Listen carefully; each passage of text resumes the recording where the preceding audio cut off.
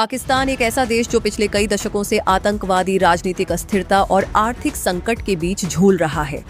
लेकिन अब जो पाकिस्तान से तस्वीर सामने आई है वो पहले से कहीं ज्यादा खतरनाक दिखाई दे रही है, क्योंकि पाकिस्तान के बन्नू इलाके में हुआ है एक बड़ा आतंकी हमला। ये सिर्फ एक हमला ही नहीं माना जा रहा है, बल्कि इसे पाकिस्तान के आंतरिक सुरक्षा को कमजोर होती माना जा रहा है और साउथ एशिया में बढ़ते तनाव का संकेत भी माना जा रहा है। पाकिस्तान के बन्नू इलाके में हुई कार बम धमाका, लगातार फायरिंग जिसके कारण कई पुलिस कर्मियों की हुए मौत, पूरा इलाका युद्ध के क्षेत्र में परिवर्तन हो गया है। लेकिन सबसे बड़ा सवाल ये है कि क्या पाकिस्तान अपने ही अंदर फैलती हिंसा को रोक पाने में असफल हो रहा है? क्या अफगानिस्तान बॉर्डर से फिर एक बार आतंकी नेटवर्क एक्टिव हो गया है? और सबसे महत्वपूर्ण बात, क्या इसका असर भारत और साउथ एशिया की जियोपॉलिटिक्स पर पड़ने वाला है? आज की इस रिपोर्ट में हम समझेंगे कि बन्नू हमले की पूरी कहानी क्या है, पाकिस्तान में बढ़ती अस्थिरता, तालिबान कनेक्शन, चीन और अमेरिका को इससे क्या चिंता है और भारत के लिए इसका क्या मतलब हो सकता है। तो अब बात करते हैं आखिर बन्नू इलाके में हुआ क्या है। पाकिस्तान के खैबर पख्तूनख्वा प्रांत बन्नू इलाका, जो अफगानिस्तान के बॉर्डर के सबसे करीब माना जाता है, वहीं अचानक से बहुत बड़ा बम धमाका होता है। रिपोर्ट के मुताबिक माना जाता है कि हमलावरों ने पहले विस्फोटक से भरी गाड़ी का इस्तेमाल किया, उसके तुरंत बाद अचानक से भयानक गोलीबारी शुरू कर दी। कुछ ही मिनटों में पूरा इलाका धुआं और गोलियों की आवाज से गूंज उठा। पुलिस और सुरक्षा बलों को संभलने का मौका तक नहीं मिला। इस हमले में कई पुलिस कर्मियों की मौत हो गई, जबकि कई घायल भी बताए जा रहे हैं। हमले के बाद इलाके को पूरी तरह सील कर दिया गया है, लेकिन कहानी यहीं खत्म नहीं होती है, क्योंकि अब इस हमले को सिर्फ एक लोकल टेरर अटैक नहीं माना जा रहा, बल्कि इसे पाकिस्तान की नेशनल सिक्योरिटी फेलियर के रूप में देखा जा रहा है। अब सवाल उठता है कि आखिर बन्नू इतना महत्वपूर्ण क्यों है? देखिए, बन्नू पाकिस्तान के उस क्षेत्र में आता है जहां लंबे समय से आतंकवादी गतिविधियां होती आ रही हैं। ये इलाका अफगानिस्तान बॉर्डर के सबसे करीब है और इसी वजह से यहाँ कई एक्सट्रीमिस्ट ग्रुप्स की मूवमेंट होती रहती है। विशेषज्ञों का मानना है कि अफगानिस्तान में तालिबान की वापसी के बाद इस पूरे इलाके में मिलिटेंसी फिर से बढ़ी है। पाकिस्तान तालिबान यानी टीटीपी, जिसे तहरीक-ई-तालिबान पाकिस्तान कहा जाता है, उसे सबसे बड़ा खतरा माना जाता है। टीटीपी लगातार पाकिस्तान की सेना और पुलिस को निशाना बनाता आ रहा है और अब बन्नू हमला उसी बढ़ते खतरे का हिस्सा माना जा रहा है। पाकिस्तान इस समय 3 बड़े संकटों से एक साथ लड़ रहा है। पहला संकट आतंकवाद। देश के कई हिस्सों में सुरक्षा हालात बिगड़ते जा रहे हैं, खासकर खैबर पख्तूनख्वा, बलूचिस्तान, बॉर्डर एरियाज, यहाँ लगातार हमले बढ़ रहे हैं। दूसरा संकट आर्थिक तबाही। पाकिस्तान पहले से भारी कर्ज में डूबा हुआ है। IMF से लगातार बेल आउट पैकेजेस लेने पड़ रहे हैं।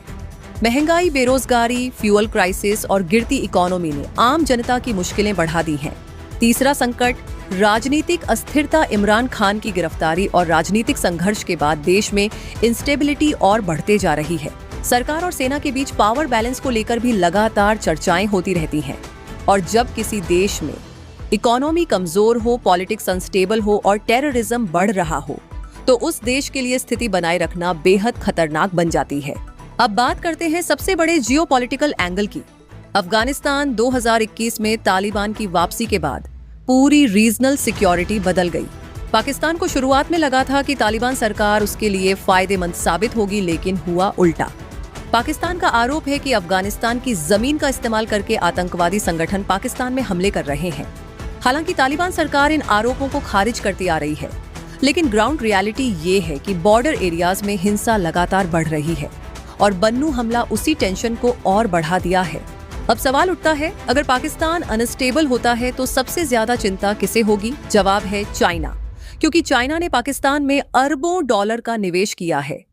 CPEC यानी China Pakistan economic corridor China की बेल्ट एंड रोड इनिशिएटिव का बड़ा हिस्सा माना जाता है। लेकिन अगर पाकिस्तान में इंस्टेबिलिटी बढ़ती है तो चाइनीज प्रोजेक्ट्स भी खतरे में पड़ सकते हैं।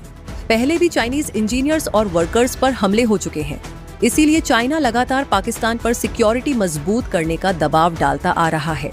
अमेरिका भी साउथ एशिया में बढ़ते आतंकवाद को लेकर चिंतित में है, क्योंकि अफगानिस्तान से अमेरिकी सेना के निकलने के बाद पूरा क्षेत्र ज्यादा अनस्टेबल होता दिखा है।